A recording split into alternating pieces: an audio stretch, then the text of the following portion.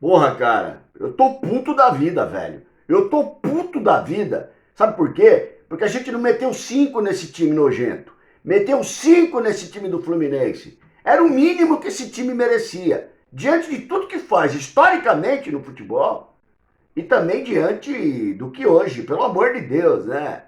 Os lances polêmicos todos ali. Só faltava ele dar impedimento também no lance lá do Ferreirinha, no gol do Ferreirinha. Não faltava mais nada acontecer. Incrível a capacidade que tem o Fluminense das tentativas de ajuda, né? E da imprensa, cara. Passando pano direto pros caras. Final de jogo, São Paulo 3, era pra ser 4, era pra ser 5, era pra ser 6, com pênalti perdido e tudo. Fluminense 1 que achou o gol lá, o Rafael, estica o braço, porra. Rony Altieri e São Paulo Raiz na área, tô puto e feliz ao mesmo tempo, né? Tô puto e feliz, claro que eu tô feliz. Terceira vitória consecutiva do São Paulo, São Paulo que pula lá pra oitava colocação na tabela. Eu não sei parar de te olhar, eu não sei parar de te olhar. Eu olhando para a tabela, né? Para a colocação de São Paulo. Depois da gente passar sufoco lá embaixo. Hernán Crespo, el maestro del Murumbi. Se não chegam las piernas, el coração llegará. É, você pensa o quê, meu irmão? É Carlos Gardel, isso aí vai dar tango no Murumbi ainda. São Paulo com a terceira vitória consecutiva e um time com uma consistência que há muito tempo eu não via. Vou abrir um parênteses aqui, sabe por quê? Porque o pessoal lá atrás, não, o São Paulo o jogador é fraco, precisa contratar mais jogadores. Sim, a gente tem jogador fraco. Só que é o seguinte, irmãos, o problema do São Paulo não era a questão de jogador, o problema do São Paulo era a questão de armação do time. Era a questão de arrumar o time. Tá aí, ó, o mesmo time do Zubeldia, o mesmo elenco do Zubeldia com a chegada do TAP. O São Paulo já consegue 3 vitórias seguidas e um empate lá com o Red Bull, né? Então, assim, é um outro tipo de comportamento do time dentro de campo. Uma outra armação, inclusive com a tríplice volância, que eu dei a dica pro Zubeldia lá atrás. Eu vou pôr o vídeo no ar aqui falando da tríplice volância, né? O time fica mais ajustado no meio de campo, o time compõe mais e melhora o meio de campo, a exceção daquele lance lá que sobrou o jogador lá sozinho na frente da área e que fez o gol do Fluminense. Enfim, 3 pontos, vitória, o time convincente, Murumbi lotado, sol, alegria do torcedor, o que mais a gente quer? É que às vezes os caras tiram a gente do sério, irmãos. Os caras tiram a gente do sério, né? Primeiro a polêmica lá se foi pênalti ou não do Fluminense, claro pênalti. Lembrando que aquela cabeçada na cabeça do jogador do São Paulo, aquilo é pênalti, irmão. Eu me lembro que teve um jogo do São Paulo no Murumbi, São Paulo e Palmeiras, se eu não me engano, vocês vão me corrigir aí se não foi, que o Rafael saiu para dar um murro na bola e deu um murro na cabeça do jogador. E qual que é a diferença do cara cabecear a cabeça do jogador e do cara dar um murro? Aí você fala assim pra mim, mas foi sem querer. Não tem sem querer, gente. Quando é sem querer, é imprudência, né? O cara foi com o risco de fazer isso daí. Ou seja, aquilo era pênalti, o VAR tinha que ter chamado. Por quê? Porque o cara cabeceou a cabeça do outro cara. Ele correu atrás do jogador e cabeceou. Claro que não foi por querer, mas foi imprudente. Então aquilo é pênalti e eles não falaram absolutamente nada sobre isso. E isso vai emputecendo a gente. Como me emputeceu quando o Luciano perdeu o gol, o pênalti, né? Que daria uma folga no placar depois do Luciano daquela assistência maravilhosa para Arboleda, uma cabeçada fantástica. Aí o São Paulo tranquilizaria na partida. Mas tudo bem, o São Paulo estava jogando bem, era dono da situação, o Fluminense não levou nenhum perigo à meta do Rafael. Né? O Fluminense que depois que voltou do Mundial também, hein? Meu Deus, hein? 4ª derrota consecutiva. Pois bem, bem feito. Eu sei que eu tenho muito irmão do torcedor do Fluminense aí, não vai ficar chateado comigo não, que não adianta. Mas o Fluminense eu vou falar para vocês, viu? Já não bastou aquele jogo do tapetão lá no Maracanã, lá, que teve erro de direito? Eu não esqueço dessas coisas. Eu não esqueço. Aquele erro de direito lá que não foi dado pro São Paulo, que depois foi lá pro tribunal e o tribunal deu os pontos pro Fluminense. E tem o gol do Washington no último minuto que eu tava lá no Maracanã também.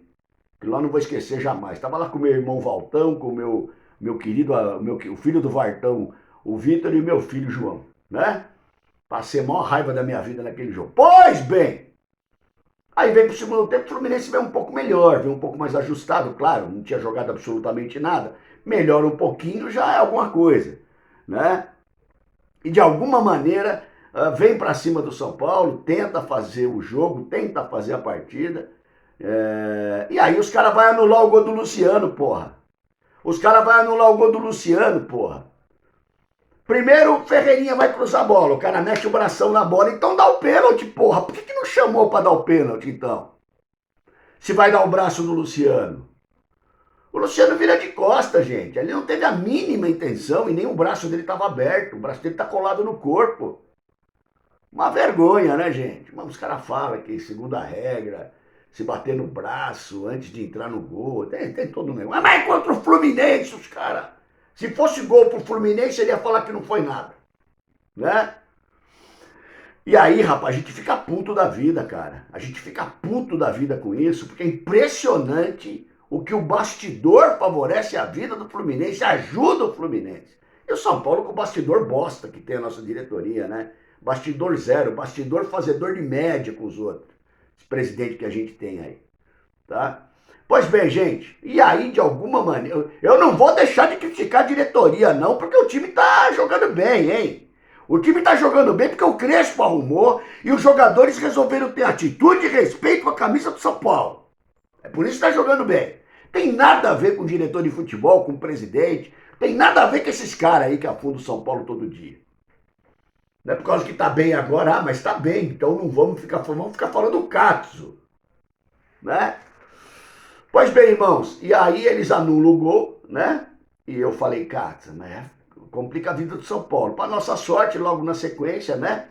Jogada pela direita, cruzamento, gol do Ferreirinha, aí vai traçar a linha. A hora que vai traçar a linha, você fala, pronto, lá vem eles de novo, né? Lá vem eles de novo ajeitar a linha.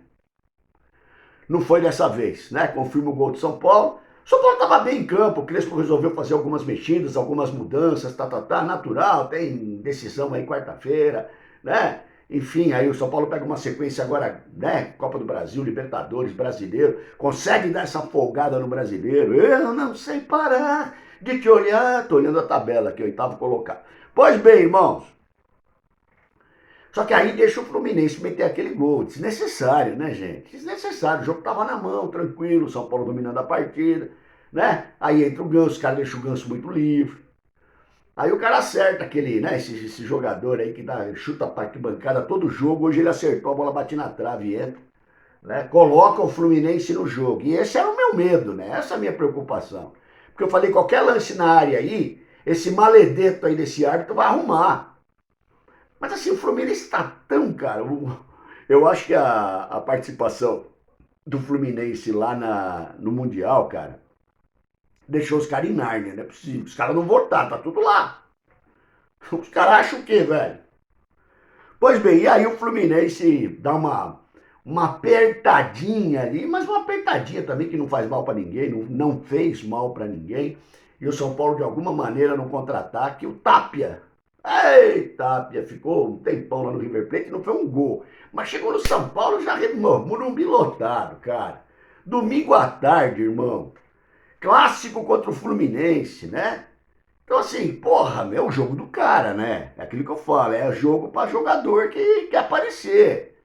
E ele bate muito bem, eu pensei que ele fosse jogar a bola pro André, mas aí, quando todo mundo esperava isso, ele olha e fala assim, agora. E matou o Fábio, bateu muito bem na bola, né? E fez aí o primeiro gol dele com a camisa do São Paulo. E, ufa, acabou o jogo, terminou, eliminou, tirou o Fluminense, que só apanha, tá?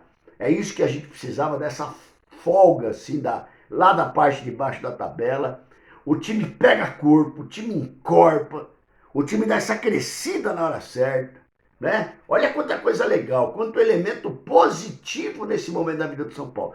E melhor ainda é pegar o Atlético do Paraná aqui, entendeu? Porque é aquilo que eu falo, esse negócio de jogo vai decidir em casa, eu não tenho muita confiança nisso não. Porque o São Paulo tem agora a chance de, na primeira partida, resolver já o duelo. Na primeira partida, quinta-feira, Morumbi, já resolveu o duelo com o Atlético. Né? Não precisa se preocupar quanto a isso. E aí, com certeza, vai lá para Porto Alegre com o time misto, gente. Porque depois tem Libertadores, aquela coisa toda, né? E aí o time vai diferente para lá, porque realmente consegue ajustar tudo. Era isso que o São Paulo precisava, esse ajuste, esse equilíbrio dentro daquilo que é possível. E o São Paulo chegou lá. Mas eu tô puto da vida que não foi 5-1, velho. Eu queria um 5-1 hoje pra gente deixar carimbado mesmo, né? Porque o Fluminense não merece outra coisa que não seja um 5-1 no Morumbi. Legal, meus irmãos? Partida muito legal do Marcos Antônio. Parabéns, Marcos. Eu falo assim, o que esses jogadores têm a fazer para quem os critica, meus irmãos? É calar a boca de quem critica. Sabe como é que você cala a boca de quem critica? Jogando bola. E não é só um jogo, não é só um gol. É jogando, é crescendo. Luciano cresceu de produção, gente, e a gente elogia. Marcos Antônio cresceu de produção, a gente elogia. Bobadilha, partida sensacional. Alan Franco, Arboleda, partida gigante. É isso que a gente quer, é isso que a gente precisa ver com quem veste a camisa do São Paulo Futebol Clube. Eu tenho certeza que o torcedor São Paulo está muito feliz com esse momento vivido. E a gente tem que aproveitar mesmo, tem que aproveitar essa fase. Eu tô puto da vida que não foi 5-1. Rony Altieri, São Paulo Raiz na área. Um abraço, bom final de domingo para os irmãos. Fiquem com Deus, tamo junto.